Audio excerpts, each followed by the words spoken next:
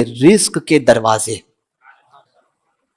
بہت سارے لوگ جو تندرستی کے شکار ہیں، بے روزگاری کے شکار ہیں، تو قرآن مقدس اور احادیث رسول صلی اللہ علیہ وسلم میں رزق کے دروازے کون سے ہیں جن دروازوں کو کھول دیا جائے تو روزی وافر مقدار میں ہمیں نصیب ہو جائے.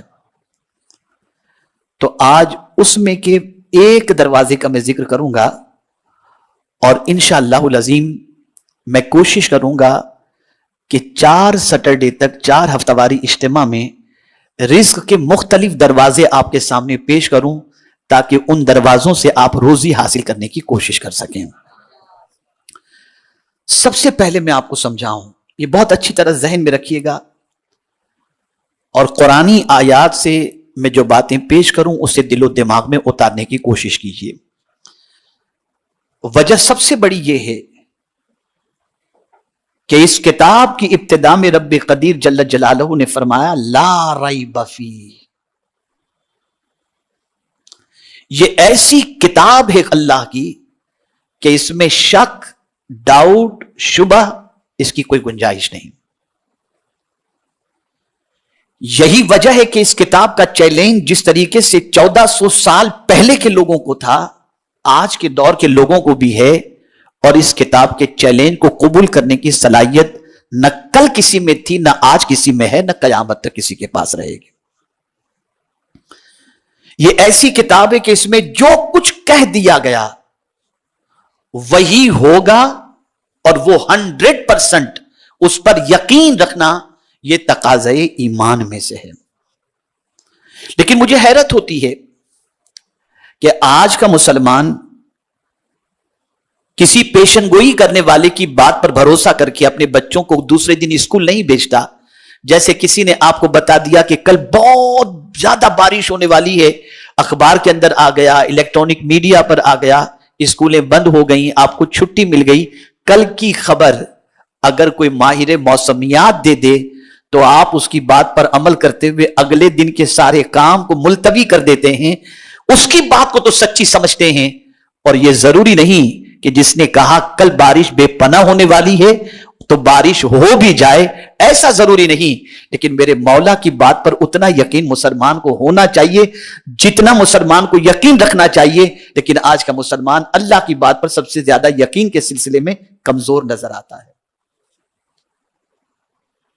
تو آئیے سب سے پہلے میں آپ کو بتاؤں کہ اللہ کی بہت ساری شان، ان شانوں میں سے ایک شان رزق دینا بھی ہے. روزی کا رزاق کون ہے؟ بولیے، کون روزی دیتا ہے؟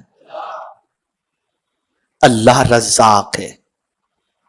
اللہ رزاق ہے. تھوڑی سی اس کی شان میں قرآن کی روشنی میں آپ کو سمجھاؤں رزق سے متعلق، تاکہ اپنے رب سے تعلق تھوڑا سا مضبوط ہو جائے اور شان رزاقیت کو آپ سمجھنے کی کوشش کریں. میرے پیارے آقا صلی اللہ تعالی علیہ وسلم کے پیارے دیوانوں، سورہ فاتحہ ہم ہر رکعت کے اندر پڑھتے ہیں. اس میں رب نے کیا فرمایا ہے؟ پہلی آیت بسم اللہ الرحمن الرحیم الحمدللہ، بولیے رب العالمین. سب خوبیاں اللہ کو جو مالک سارے جہاں والوں کا. رب کے کئی معنی ہوتے ہیں، ایک معنی مالک کے بھی اور معنی پالنے والے کے بھی ہے. وہ پالنے والا ہے. اور ظاہر سی بات ہے کہ جسے پالنا ہو، ایک باپ اپنے بیٹے کو پالتا ہے تو کھلا کر پالتا ہے، پلا کر پالتا ہے نا. تو اب اللہ عز و جل ہمارا پالنے والا، ہمارا مالک. تو اب پھر اللہ عز و جل خود دوسرے مقام پر اپنی شان بیان کرتا ہے کہ سارے بندوں تم اچھی طریقے سے اس کو ذہن کے اندر محفوظ کر لو، جب میں سب کا پالنے والا ہوں، 2-4 لوگوں کا نہیں، سارے عالم کا جب میں پالنے والا ہوں، تو میری شان یہ ہے अल्लाह इरशाद फरमाता है, लहू मकालिदुस समावात वल अर्द यबसुतुर रिज़्क़ लिमन यशाउ व यक़दिर इन्नहु बिकुल्लि शैइन अलीम। इसके लिए हैं आसमान और जमीन की कुंजियां, यानी आसमान और जमीन के अंदर जितने खजाने हैं, तो चूंकि अल्लाह पालने वाला है तो इन खजानों की कुंजियां भी अल्लाह के दस्ते कुदरत में है। और फिर किस तरीके से उसका इजहार फरमा रहा है, याद रखें कुरान का एक अंदाज है, जब जब अल्लाह ने कहीं कोई दावा किया अपनी किताब के अंदर अपनी शान के मुतालिक, तो फौरन दलील भी पेश फरमाई। तो जब अल्लाह के दस्ते कुदरत में जमीन और आसमान के खजानों की कुंजियां मौजूद हैं, तो उसकी दलील अगर तुम जानना चाहते हो तो दलील यह है, यबसुतुर रिज़्क़ लिमन यशाउ व यक़दिर, वो जिसके लिए चाहता है रोजी ज्यादा कर देता है, जिसके लिए चाहता है तंग कर देता है, जिसे चाहता है ज्यादा अता कर देता है और जिसे चाहता है तंग कर देता है उसकी रोजी को। और फिर वो जानता है कि जिसको मैं ज्यादा दूंगा तो वो क्या करेगा और जिसको कम दूंगा तो वो क्या करेगा। इसी की दलील अल्लाह ने आगे बयान फरमाई, इन्नहु बिकुल्लि शैइन अलीम, बेशक वो सब कुछ जानता है, वो सब कुछ जानता है। मेरे प्यारे आका सल्लल्लाहु तआला अलैहि वसल्लम के प्यारे दीवानों, एक सवाल पूरी दुनिया के मुसलमान के जहन के अंदर इस वक्त गर्दिश कर रहा है। अब जो बात अर्ज करने जा रहा हूं, अकीदे की पुख्तगी और ईमान पर साबित कदमी के लिए इस बात को जहन के अंदर रखना बेपना जरूरी है। और जो बात इस वक्त पूरी दुनिया के मुसलमान के जहनों में गर्दिश कर रही है, वो बात कौन सी है? यार हम कलेमा पढ़ने वाले हैं, लेकिन माल के एतबार से तो हम बहुत कमजोर हैं। लेकिन काफिरों को देखो, मुशरिकीन को देखो, यहूद और नसारा को देखो, उनके पास कितना माल है। जब हमारा दीन सच्चा है, हमारा मजहब सच्चा है, तो फिर हम फाके में जिंदगी क्यों गुजारते हैं, तंगदस्ती में जिंदगी क्यों गुजारते हैं? हमारे पास माल की फरावानी क्यों नहीं? और बहुत सारे दुनियादार लोग इस तरीके की बात भी कहते हुए मुसलमान दिखाई देते हैं। आप इतनी नमाज पढ़ते हो लेकिन आपकी हालत देखो, और माद अल्लाह कहते हैं यार अपने तो इन बस चलती है अपनी जिंदगी, लेकिन देखो सब कुछ है हमारे पास। आप हलाल और हराम का ख्याल करते हो लेकिन आपके पास ये प्रॉब्लम है, हम तो सब कुछ जो मिला लेकिन हमारी हालत देखो। बीमारियां आपके घर पर, तंगदस्ती आपके यहां पर, परेशानियां आपके यहां, हमारे यहां कुछ भी नहीं। तो लाशऊरी तौर पर आदमी का कदम फिसल जाता है और गैरों को मालदार देखकर आदमी सोचता है कि वो कितने अच्छे हैं, कितने सुकून में हैं, और हमारी हालत है। इसका जवाब कुरान ने दिया है, इसको समझो। अल्लाह अज़्ज़ व जल्ल इरशाद फरमाते, अल्लाहु यबसुतुर रिज़्क़ लिमन यशाउ व यक़दिर व फरिहु बिल हयातिद दुनिया व मल हयातुद दुनिया फिल आखिरह इल्ला मता।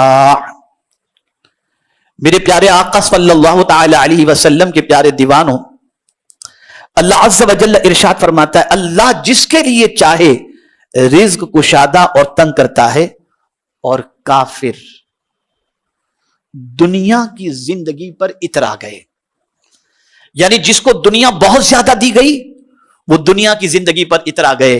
हमारे पास तो सब कुछ है, हमारे पास कोई कमी नहीं। तो जिनको दुनिया की मता दे दी गई, दुनिया की चीजें दे दी गई, वो उसमें इतरा गए, मेरे पास तो ये है, मेरे पास तो ये है, मेरे पास तो ये। अब कुरान उन दुनिया की चीजों के बारे में फरमाता है, वमल हयातुद दुनिया फिल आखिरह इल्ला मता। अल्लाह इरशाद फरमाता है, दुनिया की जिंदगी आखिरत के मुकाबिल नहीं मगर कुछ दिन बरत लेना। यानी ये दुनिया की जिंदगी में जो चीज तुम्हें मिली है, यानी काफिरों को दुनिया में बहुत सारी चीजें मिल गई लेकिन आखिरत में जीरो, आखिरत में उन्हें कुछ नहीं मिलेगा। मोमिन अगर दुनिया में तंगदस्त है तो आखिरत में उसे जन्नत अल्लाह अता फरमा देगा। तो आखिरत में सबसे अहम चीज जहां परमानेंट रहना है, वो परमानेंट वाली जगह जहां पर अल्लाह अज़्ज़ व जल क्या अता फरमाएगा? जन्नत तो अता फरमाएगा। अब एक बात अर्ज करूंगा आयत की रोशनी में, तो आपका ईमान ताजा हो जाएगा। आप दुनिया में जो चीज चाहते हैं वो आपको शायद न मिले, है ना? आप चाहते बंगलो हो, गाड़ी हो, नहीं मिलती। लेकिन अगर दुनिया में आपने ईमान पर साबित कदमी के साथ अपनी जिंदगी गुजारी और जितना अल्लाह ने चाहा आपको रिस्क अता किया, उस पर आप खुश रहे, इसलिए कि आपको पालने वाला, हमको पालने वाला अल्लाह है, और वो जानता है कि कितना किसको देना चाहिए, और उससे ज्यादा मेहरबान कोई दूसरा है ही नहीं। वो रहमान और रहीम है, وہ اپنے بندوں کا بھلا چاہتا ہے, اپنے بندوں سے پیار کرتا ہے, اور وہ سب کا پالنے والا ہے. اللہ نے جتنا دیا اس پر آپ راضی رہے, ہم راضی رہے, ایمان پر ثابت قدم رہے, تو پھر مولا فرماتا ہے میرے بندے یہ دنیا تو ختم ہو جائے گی, اگر کوئی بلینر بھی ہے نا تو مر جائے گا تو سب یہیں رہ جائے گا, کچھ لے کر وہ جانے والا نہیں ہے, لیکن جہاں ہمیشہ رہنا ہے وہاں کیا ہوگا؟ تو قرآن کہتا ہے دنیا میں تیری تمنائیں پوری نہیں ہوئی نا, اب آخرت میں تیرا معاملہ یہ ہوگا وَلَكُمْ فِيهَا مَا تَشْتَهِي أَنفُسُكُمْ, تو جو چاہے گا آخرت میں تجھے عطا کر دیا جائے گا. تو جہاں مسلمان پرماننٹ رہنے والا ہے وہاں جو چاہو گے اللہ عطا فرمائے گا. تو یہ دنیا کے انسانوں کے پاس, کافروں کے پاس مال و دولت کی فراوانی دیکھ کر گھبرانے کی ضرورت نہیں, اس لیے کہ ان کے لیے دنیا ہے, ہمارے لیے آخرت ہے. تو سوال یہ پیدا ہوتا ہے جو مسلمان دنیا میں مال والے ہیں تو کیا وہ غلط ہے؟ نہیں, اس سے مراد یہ نہیں ہے. بات یہاں پر کفار کی چل رہی ہے, وہ اپنی دنیا پر اترا گئے, لیکن مومن مالدار دنیا پر اتراتا نہیں ہے. مومن مالدار تو دنیا کے ملنے پر اللہ کا شکر ادا کرتا ہے اور اس دنیا سے آخرت کو سنوارنے کی کوشش کرتا ہے, جیسا کہ قرآن میں اللہ نے فرمایا ان اللہ اشترى من المؤمنین انفسهم واموالهم بان لهم الجنہ, کہ بے شک اللہ نے مومنوں کے مال اور جان کو خرید لیا جنت کے بدلے میں. تو مومن کے پاس مال ہوتا ہے تو وہ حج بھی کرتا ہے, وہ زکات بھی دیتا ہے, وہ مسجدیں بھی بناتا ہے, وہ غریبوں کی مدد بھی کرتا ہے. تو مالدار ہونا کوئی عیب کی بات نہیں, لیکن وہ مال کو عیاشی پر خرچ نہیں کرتا, گناہوں پر خرچ نہیں کرتا, اس پر اتراتا نہیں ہے, بلکہ اس مال کے ذریعے جنت حاصل کرنے کی کوشش کرتا ہے. میرے پیارے آقا صلی اللہ تعالی علیہ وسلم کے پیارے دیوانوں, ایک بہت اہم بات اس سلسلے میں اور مجھے کرنی ہے, پھر اس کے بعد میں آتا ہوں رزق کے پہلے دروازے کی طرف. چونکہ پہلے یہ بتا دوں کہ رزق دینے والا کون ہے, بولیے, اس پر پورا یقین. تو اب وہ کب رزق عطا کرتا ہے, کیسے عطا کرتا ہے, اس کا پہلا دروازہ آپ کو بتا دوں گا تاکہ اس دروازے سے داخل ہونے کی کوشش کی جائے. میرے پیارے آقا صلی اللہ علیہ وسلم کے پیارے دیوانوں, مکہ مکرمہ میں مومنین کو مشرکین شب و روز طرح طرح کی ایذائیں دیتے تھے. مکہ مکرمہ میں رسول اعظم صلی اللہ علیہ وسلم کے ماننے والوں کو بہت تکلیفیں دی جاتی تھی, بہت تکلیفیں دی جاتی تھی. تو رب قدیر جل جلالہ کی جانب سے ہجرت کا حکم ہوا. آقا کریم صلی اللہ علیہ وسلم نے صحابہ سے فرمایا کہ آپ مدینے کی طرف ہجرت فرما جائیں. تو صحابہ نے کیا کہا اور اس پر اللہ نے کیا جواب دیا؟ صحابہ نے عرض کیا یا رسول اللہ صلی اللہ تعالی علیہ وسلم, مکے میں ہمارا گھر ہے, ہماری تجارت ہے, مدینے میں تو ہمارا کوئی ہے ہی نہیں, نہ گھر ہے نہ روزی روٹی کا کوئی انتظام ہے, تو وہاں جا کر ہم کریں گے کیا؟ توجہ چاہوں گا, وہاں جا کر ہم کریں گے کیا؟ تو اس کے جواب میں میرے مولا نے فرمایا, اور کیا فرمایا سنیے. اللہ عز و جل ارشاد فرماتا ہے وَكَأَيٍّ مِّن دَابَّةٍ لَا تَحْمِلُ رِزْقَهَا اللَّهُ يَرْزُقُهَا وَإِيَّاكُمْ وَهُوَ السَّمِيعُ الْعَلِيمُ. اللہ فرماتا ہے اور زمین پر کتنے ہی چلنے والے ہیں. آپ دیکھتے ہو کہ جانوروں کو, چونٹی کو دیکھ لیجئے, ایسے اڑنے والوں کو دیکھ لیجئے, یا جتنے بھی, اب اللہ مثال دے رہا ہے, اور زمین پر کتنے ہی چلنے والے ہیں کہ اپنی روزی ساتھ نہیں رکھتے, اپنی روزی ساتھ نہیں رکھتے. آپ نے کسی چڑیا کے گھونسلے کے اندر دیکھا ہوگا کہ اگلے دن کے دانے اس کے اندر موجود ہوں؟ نہیں. آپ نے کسی چونٹی کا گھر دیکھا ہے کہ اس کے اندر اگلے دن کا اسٹاک موجود ہے؟ نہیں. تو زمین پر ایسے بہت چلنے والے ہیں جو اپنی روزی اپنے ساتھ نہیں رکھتے, اپنی روزی اپنے ساتھ نہیں رکھتے. اللہ یرزقها, اللہ ان کو روزی عطا فرماتا ہے, اللہ ان کو روزی عطا فرماتا ہے. اور پھر اللہ عز و جل نے فرمایا وَإِيَّاكُمْ, اور تمہیں بھی وہی روزی عطا فرمائے گا. یعنی تم یہ سوچ رہے ہو کہ کل وہاں جا کر کیا کرو گے, تو ذرا تم دیکھو ایسے بھی زمین پر کیڑے ہیں, ایسے بھی زمین پر مخلوق ہے جو کل کا رزق اپنے ساتھ نہیں اٹھائے رکھتے, لیکن اللہ انہیں روزی عطا فرماتا ہے. تو جس طرح اللہ انہیں روزی عطا فرماتا ہے ویسے تمہیں بھی اللہ عز و جل روزی عطا فرمائے گا. اس کو رسول اعظم صلی اللہ علیہ وسلم نے اپنے ایک ارشاد کے ذریعے وضاحت فرمائی. آقا کریم صلی اللہ علیہ وسلم نے فرمایا اگر تم اللہ تعالی پر کما حق کہو, یعنی جیسا کہ اس کا حق ہے, اس پر بھروسہ کرو تو وہ تمہیں ایسی روزی دے جیسے پرندوں کو دیتا ہے, کہ صبح بھوکے خالی پیٹ نکلتے ہیں اور شام کو جب لوٹتے ہیں تو ان کا پیٹ بھرا ہوا ہوتا ہے، اس لیے کہ ان کا اللہ پر کامل بھروسہ ہوتا ہے۔ اب یہاں ایک اور وضاحت کر دوں، اس سے آپ قطعی طور پر یہ نہ سوچیں کہ اب کاروبار کرنا چھوڑ دو، مسجد کے گوشے میں بیٹھ جاؤ، نہیں، روزی تلاش کرو، روزی کے لیے نکلو، کہ اللہ نے فرمایا وَابْتَغُوا مِنْ فَضْلِ اللَّهِ، اللہ کا فضل تلاش کرو۔ روزی کے لیے نکلنا یہ مصطفیٰ جان رحمت صلی اللہ علیہ وسلم کی سنت مبارکہ ہے، اس لیے روزی تلاش کرو، روزی کے لیے گھر سے نکلو، محنت و مشقت کرو، لیکن یہ مت سوچنا کہ ملے گی کہ نہیں ملے گی، اللہ نے جب روزی کا ذمہ لے لیا ہے تو وہ تمہیں ضرور عطا فرمائے گا۔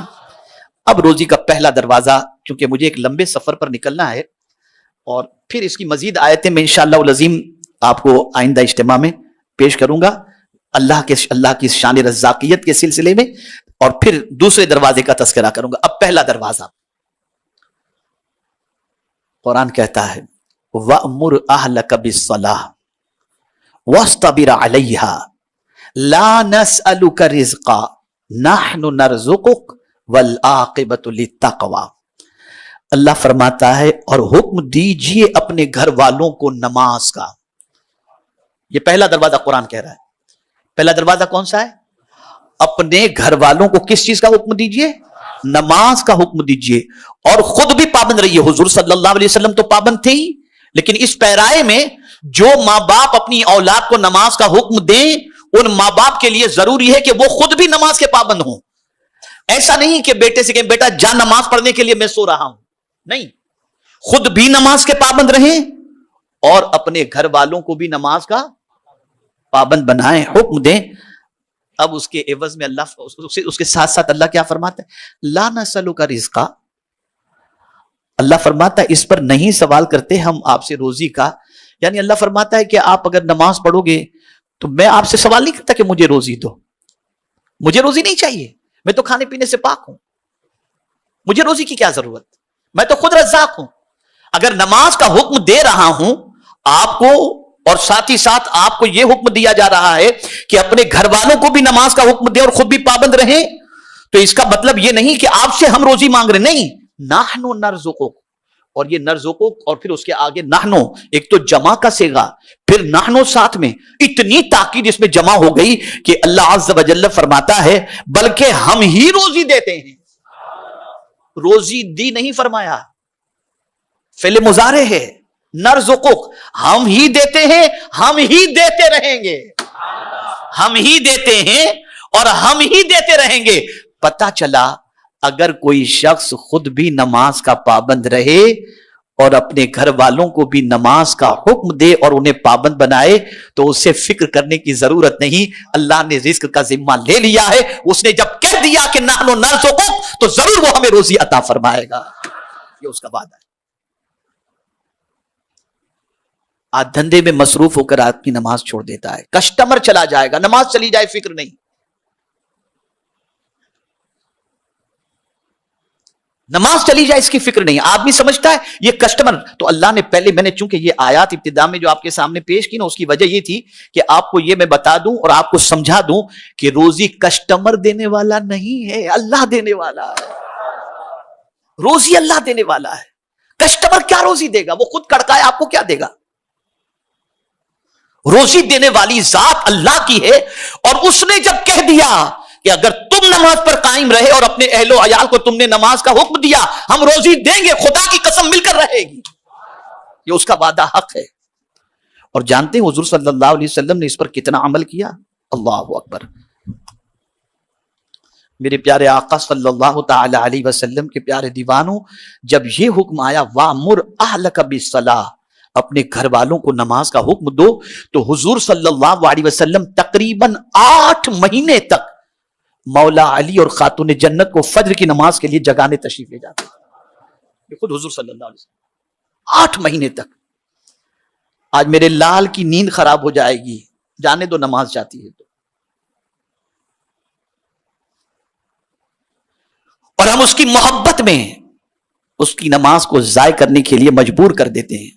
کبھی کبھی ایسا ہوتا ہے کہ ہم خود تو نماز کے پابند بنے رہتے ہیں، اہل و عیال کو حکم نہیں دیتے نماز کا، لیکن اس کنڈیشن نے ہمیں یہ بتا دیا کہ اگر تم چاہتے ہو کہ اللہ تم پر رزق کی فراوانی فرمائے اور روزی تمہیں بے پناہ عطا فرمائے، تو خود ہی نماز کا پابند نہیں رہنا، خود بھی نماز کے پابند رہو اور اپنے گھر والوں کو بھی نماز کا حکم دو۔